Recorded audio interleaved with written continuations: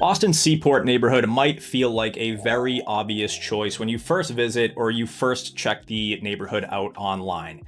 You have these great waterfront areas, luxury high rises, the rooftop pools, the restaurants, the skyline views. It has rapidly become one of Boston's most recognized neighborhoods, and for good reason. But here's something that I tell buyers that are considering purchasing a condo in Boston Seaport neighborhood. You're not buying into a neighborhood that you might like to visit on a sunny summer afternoon. You're buying into a neighborhood that you're going to be waking up in every single Tuesday morning for the entire year.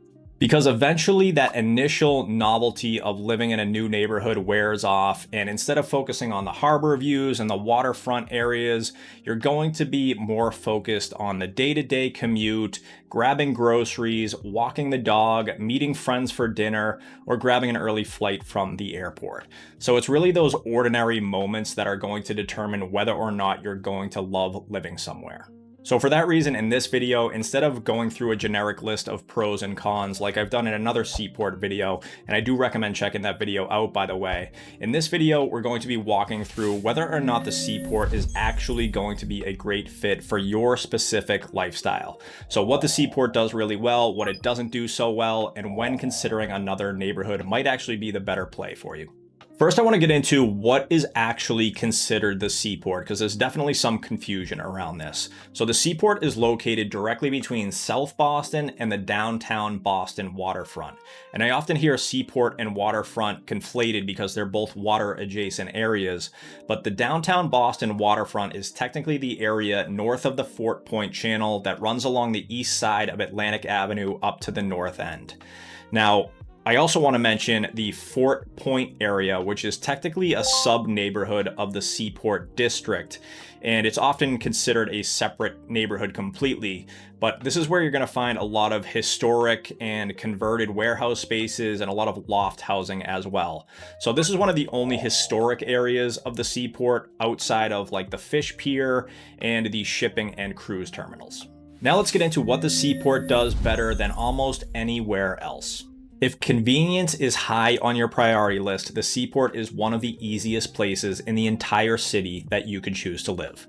This becomes obvious almost immediately, especially if you're coming in from one of the areas in Boston like the Back Bay, the South End, or Beacon Hill. Most of the buildings here have elevators, and many of them have the following: concierge services, package rooms, fitness centers, garage parking, central air, in-unit laundry, and secure entry systems.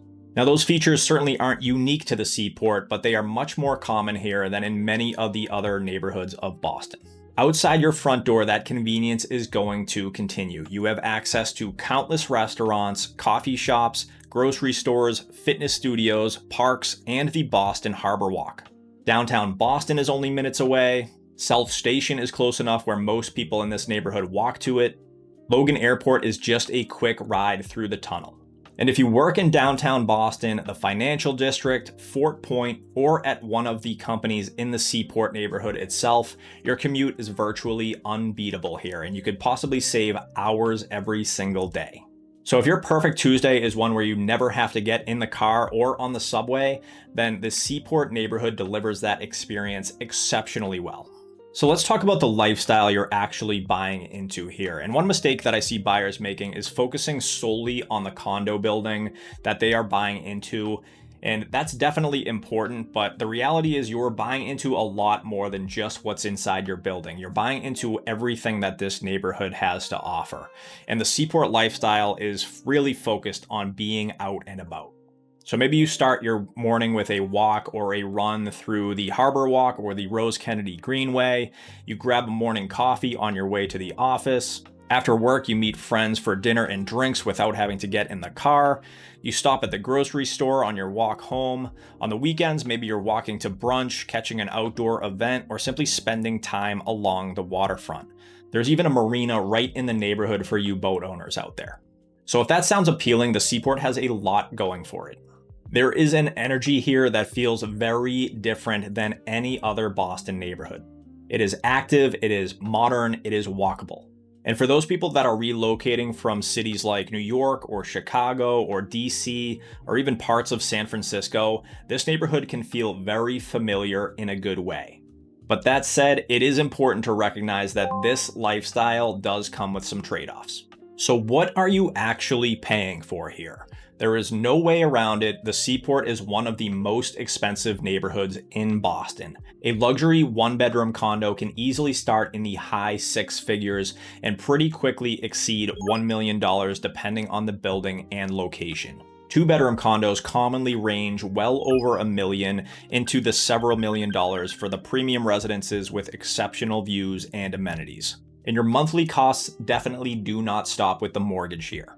Many of these luxury buildings have HOA fees that can easily exceed $1,000 a month. Parking might be an additional expense, storage might cost you extra. Now, those fees aren't necessarily all a bad thing. People here are paying for services and amenities that they're going to genuinely use. The important question is whether those amenities are valuable enough to justify the cost for your lifestyle. Because if they're not, there are plenty of other neighborhoods where more of your budget can actually go towards living space instead of building amenities. One reason the Seaport has become so popular among executives, entrepreneurs, frequent travelers, or other luxury buyers is that it offers a true lock and leave lifestyle. If you're traveling for work or spending weekends away, having a professionally managed building with secure access and concierge services can be a huge advantage, especially versus owning a single-family home or even a historic brownstone in one of Boston's other neighborhoods. So what are the trade-offs of the Seaport? What are you actually giving up here? Now, every neighborhood is going to come with its share of compromises, and the Seaport is definitely no exception. Generally speaking, you're going to be getting less space for your money here than in many of the surrounding neighborhoods. And you can pretty much say goodbye to the possibility of having a private yard unless you're going to count a penthouse balcony. And if your vision of Boston includes brick sidewalks, brownstones, and historic architecture, the Seaport is going to offer a very different experience. It is clean, it is modern, and it is thoughtfully planned, but it doesn't have that same historic character as neighborhoods like Beacon Hill, the Back Bay, or the South End. Because the Seaport neighborhood is still evolving, you're going to run into some continued construction in this area. Now, it seems like most of the construction in the downtown Boston adjacent side of the Seaport has pretty much wrapped up.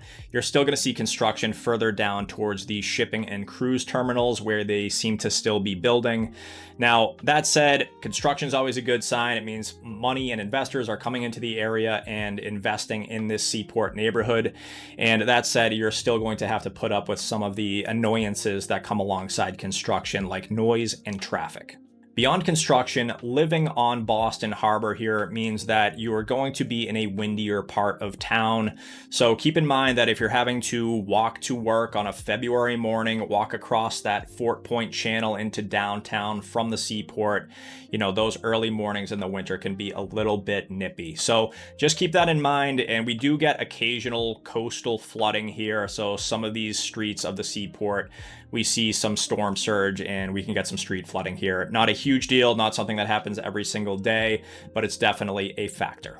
Green space is another consideration for this neighborhood, and while the Harbor Walk is one of the Seaport's biggest assets and you're a short walk from the Rose Kennedy Greenway, you won't be stepping out your front door into expansive parks the way you can in neighborhoods connected to Boston's Emerald Necklace. Places like Jamaica Plain, Fenway, the Back Bay, they offer much easier access to destinations like the Arnold Arboretum, Franklin Park, the Back Bay Fens, the Charles River Esplanade, and Jamaica Pond. Finally, just remember that the Seaport feels different depending on the time of year. So a sunny summer weekend is going to feel very different than a February evening in this neighborhood. That's why I always encourage buyers to picture themselves living here on an ordinary day and not just a beautiful day in the prime of summer. So how do you decide if the Seaport is actually the right fit for you?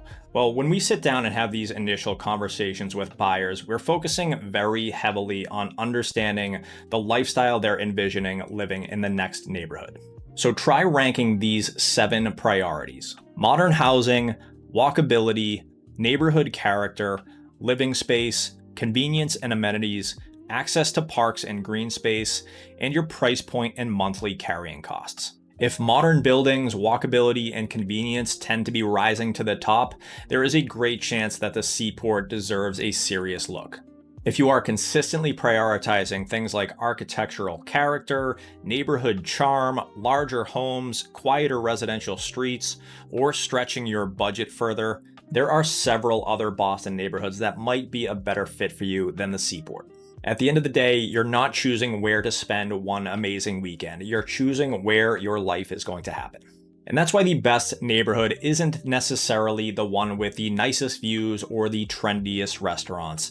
It's the one that best fits the way you want to live your life. Guys, if you're planning a move to the greater Boston area and you're looking for a little bit of additional assistance, better understanding these neighborhoods and which town or neighborhood might be the best fit for your lifestyle, feel free to reach out. We would love to help you. Our team works with clients who are looking all over the greater Boston area and into the South Shore. And we've worked with buyers who are relocating from all over the country. So if you need a little bit of assistance in understanding the best neighborhood for you and not just the neighborhoods that are popular online, feel free to reach out to us. Either call us at the number below or click that link in the description and we'll connect with you. And in the meantime, thank you guys for your time watching this video. Hopefully it gave you a little bit better of an understanding of the Seaport neighborhood. And don't forget to like, share, subscribe, and we'll see you on the next one. Take care, guys.